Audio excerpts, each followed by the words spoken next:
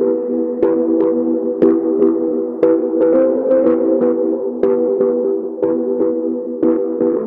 morning, good evening, and good afternoon. Welcome to episode 3 of our brand new series of the Global Business Insights podcast on hyper leadership. I'm joined once again by my partner in crime, Charlotte de Brabandt. Welcome, Charlotte. Hi, Max. Thank you for having me once again. You're very welcome. Great to have you. It's been a great couple of episodes so far on our new series. Been really good learning all about hyper leadership and the new concepts that any leader in business in the world now needs to embrace, because that is the way things are going. So you heard it here first. You need to listen to this and make sure you understand everything that we're putting across here, because it's super important. So this episode is about the collaboration between humans and AI in leadership. Very interesting concept. We're seeing more and more AI. We talked about AI in our last episode and how it's helping decision making. So question to start things off for you, Charlotte. Should leaders see AI as a tool, a partner, or a threat? And also, I think it might be worth defining what we mean by AI there as well. Absolutely, Max. What a powerful question. So a tool, a partner, or a threat?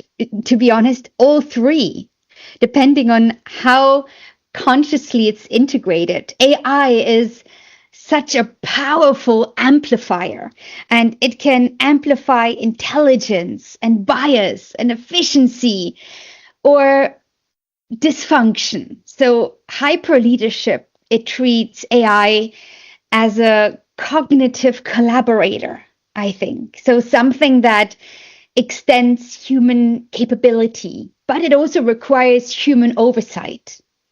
And the danger lies not in AI itself, but in unreflective use. So leaders who blindly trust AI outputs, they just don't know what kind of responsibility they get themselves into. Leaders who reject AI entirely become obsolete. So it's really important to have a balance, and the balance is intentional collaboration. I think that's exactly as I see it, to be honest. It's that balance. You've got to embrace it, but you've got to understand the dangers. You've got to understand what it should be used for and where it shouldn't be used. And I think if you've got that in mind, then it's a great tool to use. I think where people are blindly using it, and I've seen all sorts of horrific cases of poor use of AI in the past and very much lately. I think this is the right approach, especially for leaders. So, yes, leaders are using AIs for some decision making, some of the outputs. We've also spoken there about not blindly trusting the outputs. What are the leadership responsibilities then that should never be delegated to AI, that should always be done by that leader, by that human, and that can't be replaced? No, absolutely. It's a really important question. And I believe this whole ethical judgment is one of them, but also accountability and making these meaningful decisions. AI, it can recommend actions, but it cannot own consequences. And leaders remain responsible at the end of the day for the impact decisions have on people, society, and trust. So making these meaningful decisions is especially important.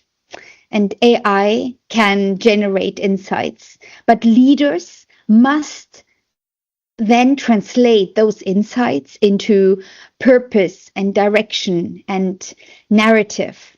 And that is, deep human, meaningful work. Yeah, it's great because whilst we're saying that there's some tasks that AI should never be delegated to, that actually frees up the capacity by taking care of some of the other things that it can take care of for leaders, and it frees up their brains and their cognitive capacity to actually focus on making that deep human work correct and really putting the effort and the brain power into the areas that AI really can't replace. So I think that's actually a good thing, isn't it? And really makes sense. So let's flip that round then. Where does AI actually add the most value for leaders? In reducing this cognitive load, AI excels at synthesizing vast data sets, identifying patterns and modeling scenarios. And this frees leaders to then focus on these high order thinking, creating strategy, having these meaningful relationships, cultural stewardship. So hyper leaders, they don't use AI to think less. They use it to think better. I think that's absolutely the key to it. And certainly I'm a big advocate for that myself. It's not about getting rid of the thinking that you already have. It's about using it to refine your thinking and to actually formulate better thoughts. That's absolutely the use for it. And again, that should not be confused with outsourcing your thinking to AI. That's where the problems start. And they're two very different things. So I think that's something that all leaders got to get their heads around, not just for them, for their teams as well. Some of the issues I've seen lately in some of my coaching work is not the leaders themselves using AI, but their teams using AI, sending out narratives, emails, notes, all sorts, using things like ChatGPT without actually reading it through, and just sending it through. When you challenge them on it, they don't even know what they've written. So that's where I think it really does become a problem. And that's something for leaders to be aware of. Just on that concept then, what are some of the risks that concern you most with the adoption of AI, do you think, Charlotte? Max, that's a really fair question. So having this over trust and deskilling, that's one of the main. And if leaders stop questioning outputs and then critically try to think what is being presented to them, another risk is the whole false objectivity, assuming AI is neutral when it reflects the biases embedded in its data and design.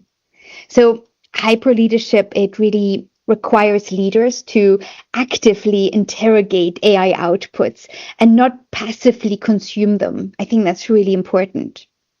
Yeah, absolutely important. And I think another thing that is not necessarily understood with AI, people will just go onto these tools and expect it to give them the right answer and expect it to know everything already.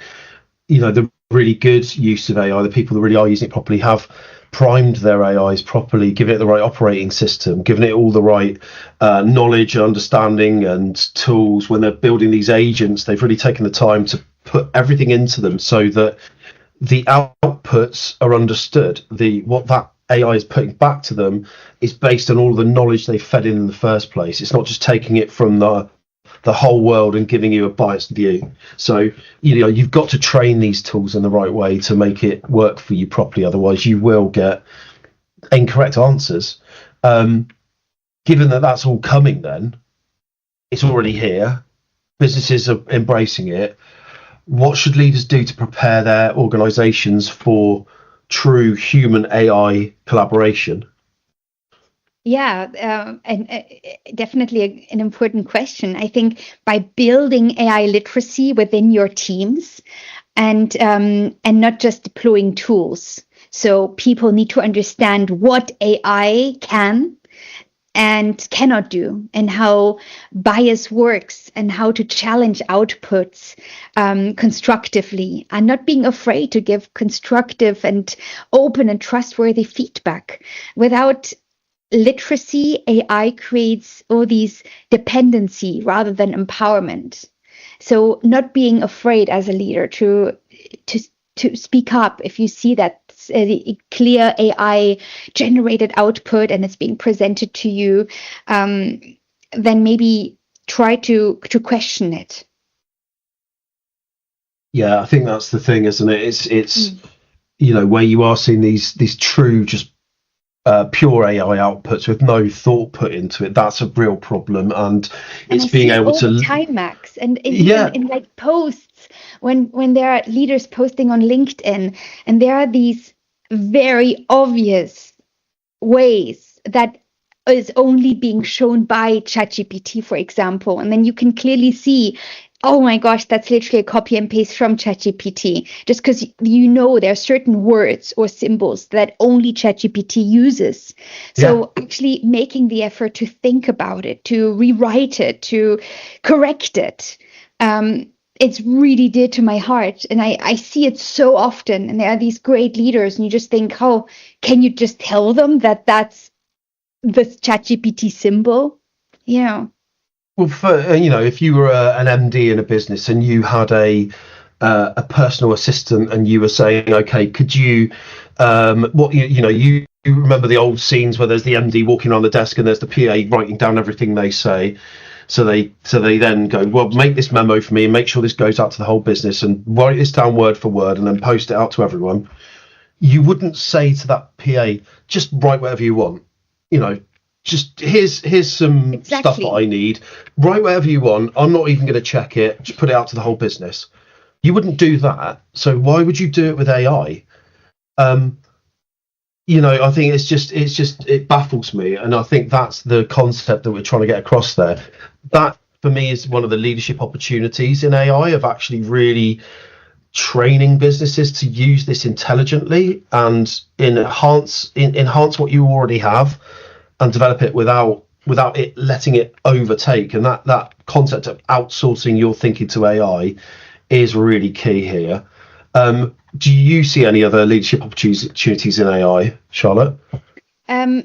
Just to redefine intelligence as collective and human judgment augmented by machine capacity. Leaders who master this will unlock entire new levels of organizational performance at the end of the day. So, okay, are we all going to get chips in our brain then? Let's see what the future will behold. I mean, on one hand, it's a scary thought. On the other hand, embracing the future, embracing these technology is the way things are going. And the more we do it, the more we embrace it and understand it and use it effectively without letting go of all the knowledge and experience that we have as human beings, that's the best use of this, I think. Again, a truly interesting and insightful episode. We're getting really deeper into the concepts now about ethical AI usage, how the best ways for leaders to use AI are, how we work with our teams to make sure they're using it in the correct way, how humans collaborate with AI in the best way. Have you got any other points for us before we finish, Charlotte? With AI, just use it to think better and to ask the right questions. Perfect. So thank you once again, Charlotte. It's been an absolute pleasure having you on the podcast. See you soon.